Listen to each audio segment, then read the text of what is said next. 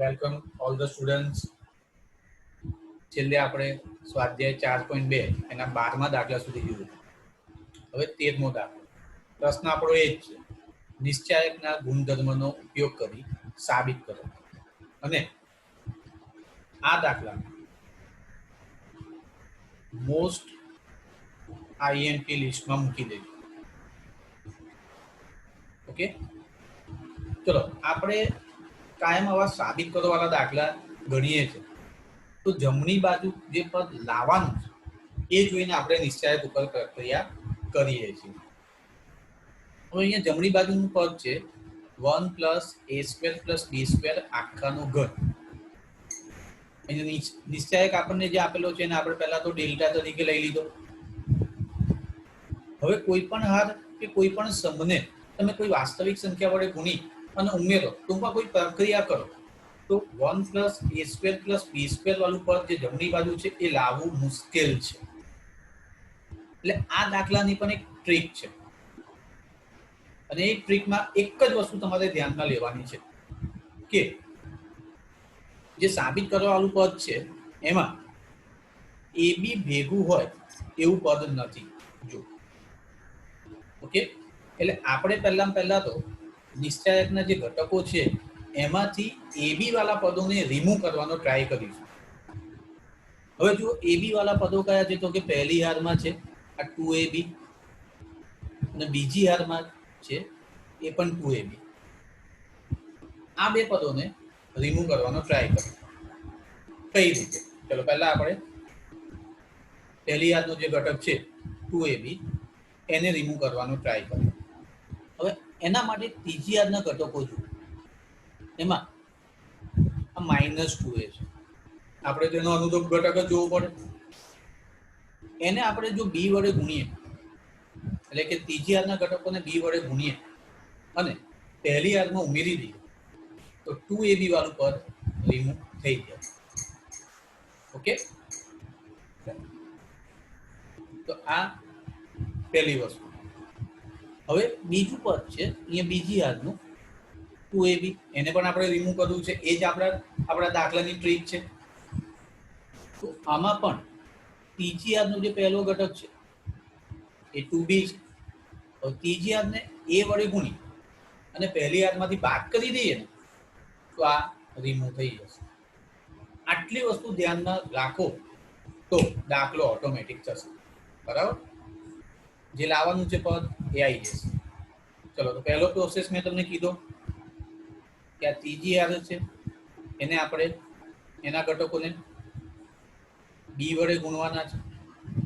તમે પણ હવે રફમાં ગણતરી કરીને પછી લખજો. તો ત્રીજી હારના ઘટકોને બી વડે ગુણીએ, તે ઘટકો થશે અનુક્રમે 2b સ્ક્વેર -2ab અને b minus a square b minus b cube. પછી એને આપણે પહેલી હારના અનુરૂપ ઘટકોમાં ઉમેરવાના છે. હવે પહેલી હારના ઘટકો પણ હું લખી નાખું.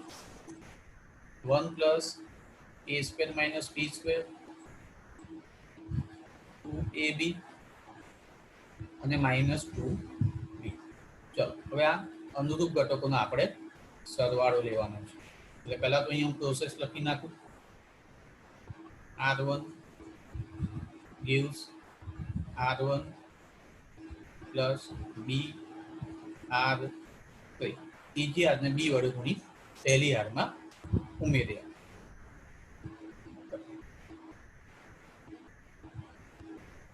એટલે હવે પહેલી હારના ઘટકો શું મળશે આ પ્રક્રિયા કર્યા પછી?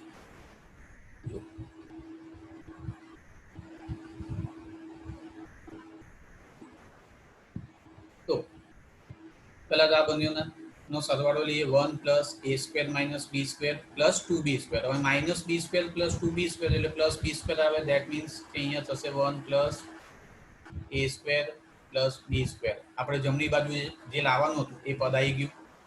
હવે 2ab -2ab 0 -2b, એમાં આ પદ ઉમેરીએ તો -2b પ્લસ b એટલે -b માઇનસ એ સ્ક્વેર બી માઇનસ બી ક્યુ. ઓકે, ફરી પાછું એક વખત આ પ્રક્રિયા નોંધી લો. ઓકે, હવે આપણે બીજીઆરનો જે પહેલો ઘટક છે 2ab એને પણ રિમૂવ કરી દઈએ. એના માટે શરૂઆતમાં જ આપણે વાત કરી કે TGR ને આપણે એ વડે ગુણીશું TGRના ઘટકોને. તો TGRના ઘટકો આપણને અનુક્રમે મળશે 2ab માઇનસ 2a સ્ક્વેર અને a minus a cube minus ab square. હવે આપણે એને બીજીઆરમાંથી આ ઘટકો બાદ કરવાના છે. હું બીજીઆરના ઘટકો પણ લખી નાખું એટલે ગણતરી કરતા આપણને ફાવે. આ ઘટકો માઇનસ કરવાના છે. ઓકે, ચલો તો 2ab માઇનસ 2ab એ તો શૂન્ય થઈ જશે. 1 minus a square plus b square minus minus 2a square એટલે આ માઇનસ માઇનસ પ્લસ થઈ જાય. એટલે હવે ગણતરી કરો તો આ ઘટક આપણને મળશે 1 plus a square plus b square. હવે 2a માંથી આપણે આખું પર માઇનસ કરવાનું. યાદ રાખજો આ માઇનસ કરીએ છીએ એટલે આ 3 3 પદના ચિહ્ન બદલાઈ જશે. તો શું મળશે આપણને? a 2a માઇનસ a એટલે a થશે a plus a cube plus ab square. Okay, તો અહીંયા આપણે જે પ્રોસેસ કર્યો એ હું લખી નાખું. R2 gives R2 minus AR3 એટલે કે TGRના ઘટકને એ વડે ગુણી અને BGRમાંથી બાદ કરી. તો હજુ એક વખત આ પ્રક્રિયા નોંધી લો. ઓકે, હવે TGRના ઘટકો તો એમ જ રહેશે 2b માઇનસ 2a અને 1 minus a square minus b square. હવે દાખલો ઓટોમેટિક તમને આવડશે. હવે ઈઝી થઈ ગયું.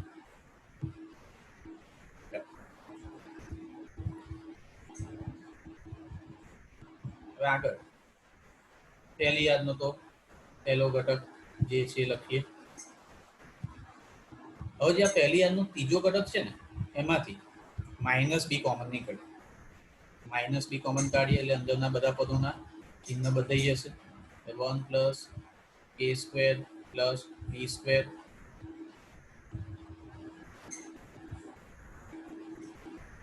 0. અહીંયા પણ 1 plus a square plus b square. અહીંયાથી a કોમન નીકળે બીજીઆરનો જે ત્રીજો ઘટક છે એમાંથી. એટલે અહીંયા 1 plus a square plus b square અને ત્રીજીઆરના ઘટકો જેવા છે એવા જ 2b minus 2a 1 minus a square minus b square. Right.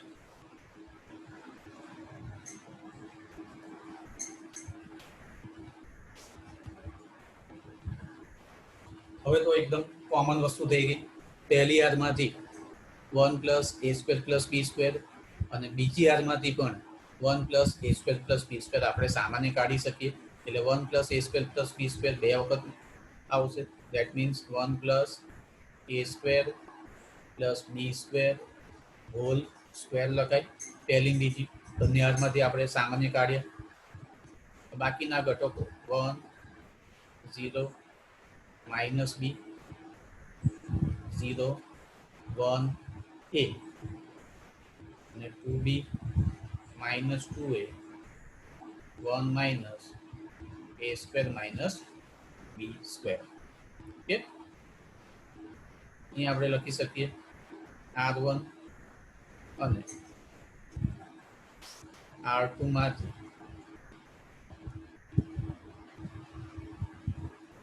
1 plus a square plus b square સામાન્ય લેતા. ઓકે, હવે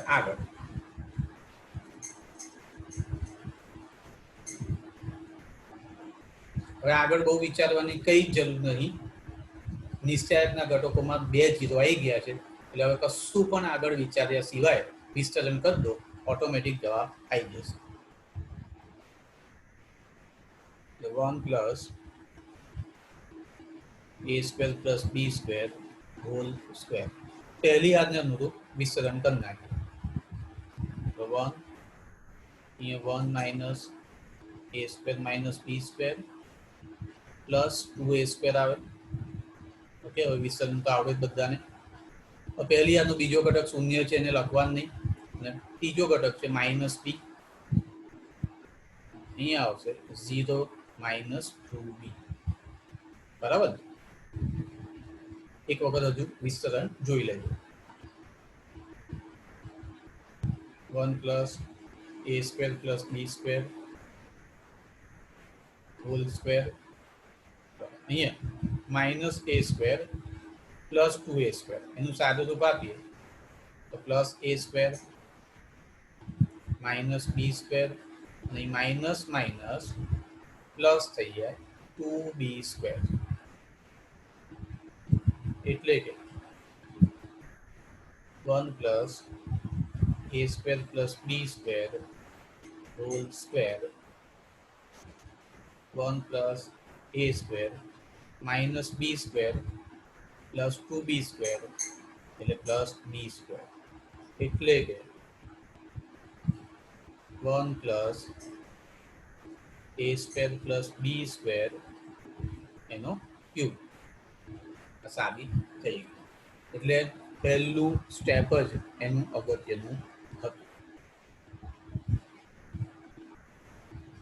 ઓકે, પહેલેથી આખો દાખલો તમે જોઈ શકો છો. ધીમે ધીમે નીચે જવા દો.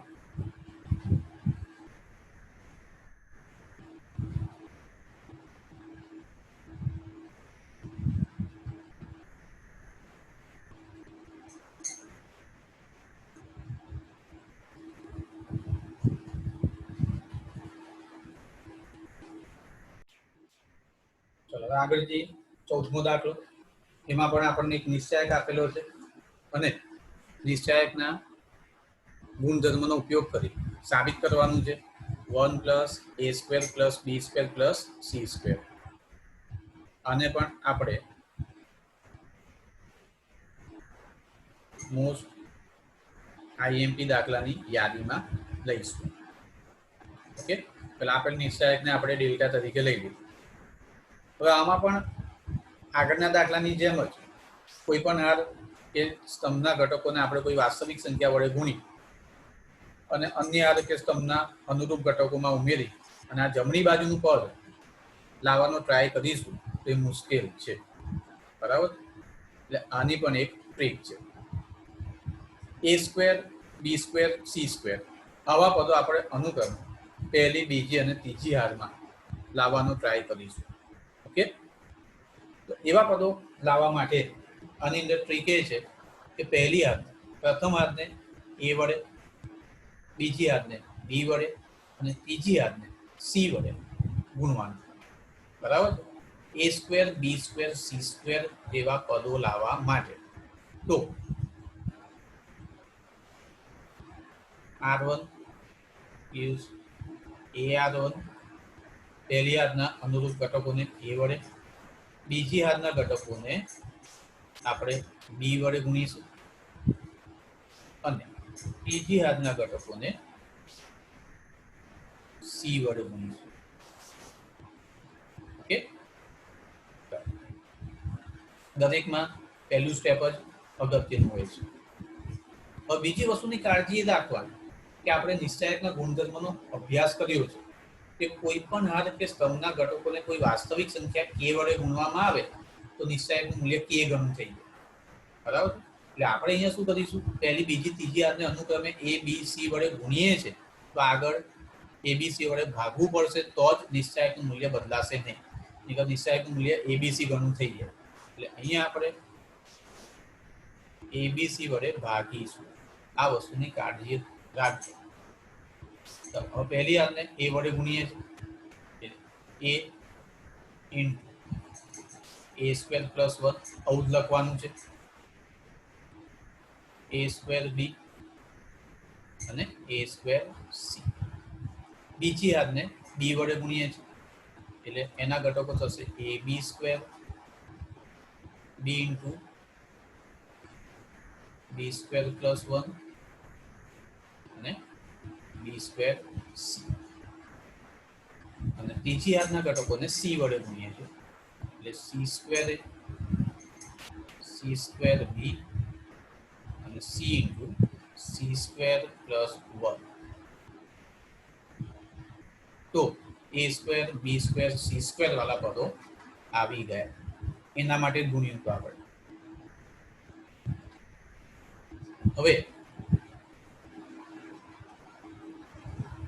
હવે પહેલો સ્તંભ જે દેખાય છે, પહેલા સ્તંભમાંથી તમે જો એ કોમન નીકળે, બીજા સ્તંભમાંથી બી અને ત્રીજા સ્તંભમાંથી સી કોમન કાઢીએ. અહીં એક વસ્તુને બીજું ખાસ ધ્યાન રાખજો, આપણે પહેલી જે પ્રક્રિયા કરી એમાં એબીસી આપણે પ્રથમ બીજી અને ત્રીજી હારને અનુક્રમે ગુણીએ છીએ અને કોમન કાઢી છે સ્તંભમાંથી, એટલે આખું અલગ થયું. હવે તમે હારને એ વડે પહેલી હારને એ વડે, બીજી બી વડે, ત્રીજી સી વડે ગુણો, પછી પહેલી હારમાંથી બીજી હારમાંથી ત્રીજી હારમાંથી એ બી સી અનુક્રમે કોમન કાઢો તો ગુણ્યું શું કામ? બરાબર છે, એકનું એક જ વસ્તુ થઈ ને. એટલે આપણે યાદ રાખજો, અહીંયા પ્રક્રિયા અલગ છે, ગુણીએ છીએ હારને અને કોમન કાઢીએ છીએ સ્તંભમાંથી. બરાબર છે. તો પહેલા સ્તંભમાંથી એ, બીજા સ્તંભમાંથી બી અને ત્રીજા સ્તંભમાંથી સી સામાન્ય લેતા. ઓકે, એટલે એબીસી છેદમાં એબીસી એવું આવી જશે. તો પહેલા સ્તંભના ઘટકો થશે એ સ્ક્વેર પ્લસ 1, એ કોમન કાઢીએ છીએ, બી સ્ક્વેર સી સ્ક્વેર. બીજા સ્તંભમાંથી બી કોમન કાઢીએ છીએ એટલે એના ઘટકો થશે એ સ્ક્વેર બી સ્ક્વેર પ્લસ 1 અને સી સ્ક્વેર. અને ત્રીજા સ્તંભમાંથી આપણે સી કોમન કાઢીએ છીએ એટલે એ સ્ક્વેર બી સ્ક્વેર અને સી સ્ક્વેર પ્લસ 1. અહીંયા શું લખીશું આપણે? C1 C2 અને C3 માંથી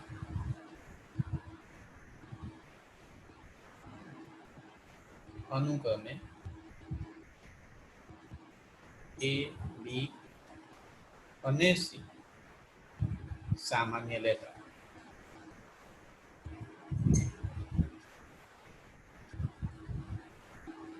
તો હવે આ એબીસી અને એબીસી તો કેન્સલ થઈ જશે. ઓકે, હવે એકદમ ક્લિયર કટ વાત થઈ ગઈ. જો મેજિકલ પ્રોસેસ થયો, બરાબર કે નહીં? હવે આપણે જે પદ લાવવાનું છે જમણી બાજુ, એ યાદ છે કે નહીં? 1 પ્લસ એ સ્ક્વેર પ્લસ બી સ્ક્વેર પ્લસ સી સ્ક્વેર, આ પદ લાવવાનું હતું. જમણી બાજુ સાબિત કરો છે એમાં. તો પહેલી હારમાં બીજી અને ત્રીજી હારના અનુરૂપ ઘટકો ઉમેરી દઈએ તો હવે આપણને જે જમણી બાજુ પદ જોઈએ છે આવી જશે. બરાબર, અહીં દાખલાનું પિક્ચર પૂરું થઈ ગયું. એટલે હવે કયો પ્રોસેસ કરીશું? R1 gives R1 plus R2 plus R3. પહેલી હારમાં બીજી અને ત્રીજી હારના અનુરૂપ ઘટકો ઉમેરી દઈએ એટલે 1 પ્લસ એ સ્ક્વેર પ્લસ બી સ્ક્વેર પ્લસ સી સ્ક્વેર. પહેલી હારના તમામ ઘટકો આ થઈ જશે 1 પ્લસ એ સ્ક્વેર પ્લસ બી સ્ક્વેર પ્લસ સી સ્ક્વેર.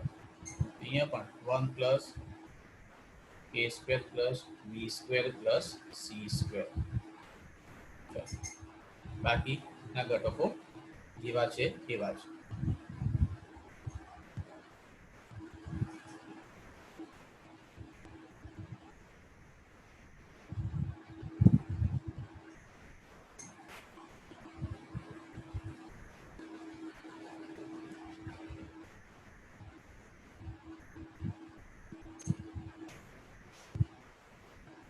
હવે પહેલી હાથમાંથી કોમન કાઢી લઈએ.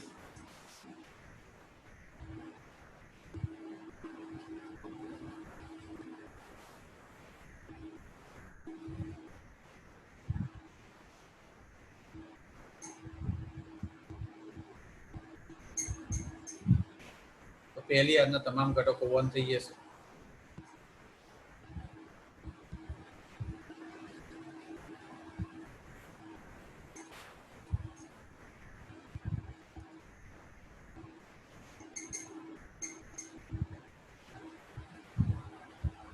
અહીંયા લખી શકો છો તમે કે R1 માંથી 1 plus a square plus b square plus c square સામાન્ય લેતા. બરાબર છે. હવે આપણો એકદમ ઇઝી ક્વેશ્ચન્સ આવી ગયો. પ્રથમ હાથના બધા ઘટકો 1 થઈ જાય એટલે વાત આગળ કરેલી જ છે કે પહેલા સ્તંભને બીજા અને ત્રીજા સ્તંભમાંથી બાદ કરી દેવાના વિસ્તરણ સહેલું કરવા માટે. એટલે હવે પ્રોસેસ કરીશું આપણે. C2 gives C2 minus C1 અને C3 gives C3 minus C1. પહેલા સ્તંભને બીજા અને ત્રીજા સ્તંભમાંથી બાદ કરવાના. અહીંયા 1 plus a square plus b square plus c square 1 b square c square.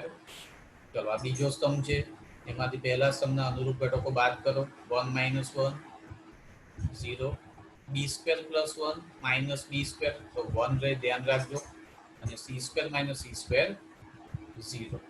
એ જ રીતે ત્રીજા સ્તંભમાંથી પહેલો સ્તંભ બાદ કરીએ તો 1 minus 1 0 થાય, b square minus b square 0, અને c સ્ક્વેર પ્લસ 1 એમાંથી c સ્ક્વેર બાદ કરો તો 1 આવે. એકદમ સહેલું થઈ ગયું. અને હવે છેલ્લે પહેલી હાથને અનુરૂપ વિસ્તરણ કરીએ તો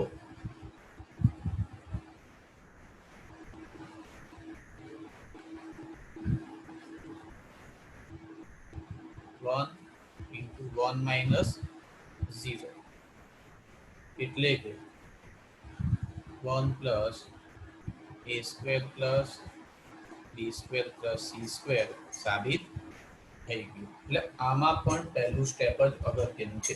બરાબર છે. પહેલું સ્ટેપ અગત્યનું. પહેલી, બીજી અને ત્રીજી હાથને અનુક્રમે ABC વડે ગુણવાનું અને આગળ ABC વડે ભાગવાનું. ત્યારબાદ બીજું સ્ટેપ, પહેલા, બીજા અને ત્રીજા સ્તંભમાંથી અનુક્રમે A, B અને C સામાન્ય લેતા. ત્યાર પછી તો એકદમ મેજિકલ દાખલો થઈ જશે. ઓકે.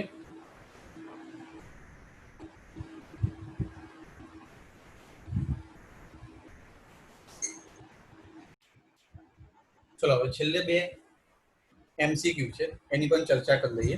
ચલો 15મું છે. એમાં A એ 3x3 કક્ષાનો ચોરસ શ્રેણિક હોય તો A નો નિશ્ચાયક શોધવાનો છે, ડિટર્મિનન્ટ ઓફ A.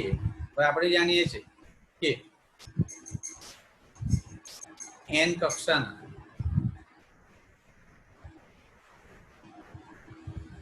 કક્ષાના ચોરસ શ્રેણિક A માટે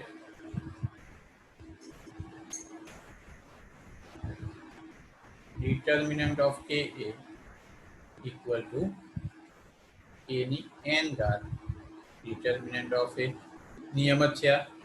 બરાબર છે. તો અહીંયા 3 કક્ષાનો ચોરસ શ્રેણિક છે એટલે આપણે n ની કિંમત 3 લઈએ. બરાબર છે. 3 કક્ષાના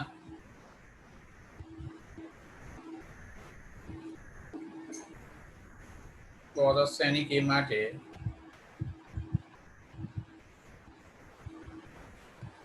n બરાબર 3 આપણે આ નિયમમાં મૂકવાના છે.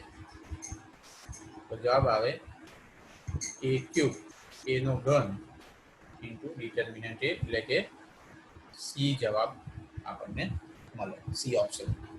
ઓકે. હવે જો 2x2 કક્ષાનો ચોરસ શ્રેણિક હોય તો k² ઇન્ટુ ડિટર્મિનન્ટ a આવે, એ પણ ધ્યાનમાં રાખજો. 16મો ક્વેશ્ચન છે, નીચે આપેલામાંથી કયું વિધાન સત્ય છે? એમાં ABCD ઓપ્શન ધ્યાનથી વાંચો. એ ઓપ્શન છે નિશ્ચાયક એ ચોરસ શ્રેણિક છે. બી ઓપ્શન નિશ્ચાયક એ શ્રેણિક સાથે સંકળાયેલ એક સંખ્યા છે. સી નિશ્ચાયક એ ચોરસ શ્રેણિક સાથે સંકળાયેલ એક સંખ્યા છે. અને ડી આમાંથી કોઈ પણ નહીં. તો શરૂઆતમાં નિશ્ચાયકની વ્યાખ્યા જ છે કે નિશ્ચાયક એ ચોરસ શ્રેણિક સાથે સંકળાયેલ એક સંખ્યા છે. તો આ વ્યાખ્યા ઉપરથી પ્રશ્ન પૂછ્યો છે. ઓકે. અને શરૂઆતમાં યાદ હોય તો આપણે એક વિધેય પણ નિશ્ચાયકની વ્યાખ્યાને અનુલક્ષીને વ્યાખ્યાયિત કર્યું. ઓકે, બરાબર છે. એમાં હતું f from m to k. એમાં m યાદ હોય તો ચોરસ શ્રેણિકોનો ગણ લીધેલો, અને k એ વાસ્તવિક કે સંકર સંખ્યાઓનો ગણ લીધેલો, અને એના ઉપરથી વાત કરેલી કે નિશ્ચાયક એ ચોરસ શ્રેણિક સાથે સંકળાયેલ સંખ્યા છે. તો આ સાથે જ આપણું 4.2 પૂરું થયું. તો નવા ટોપિક સાથે આપણે આવતા લેક્ચરમાં મળીશું.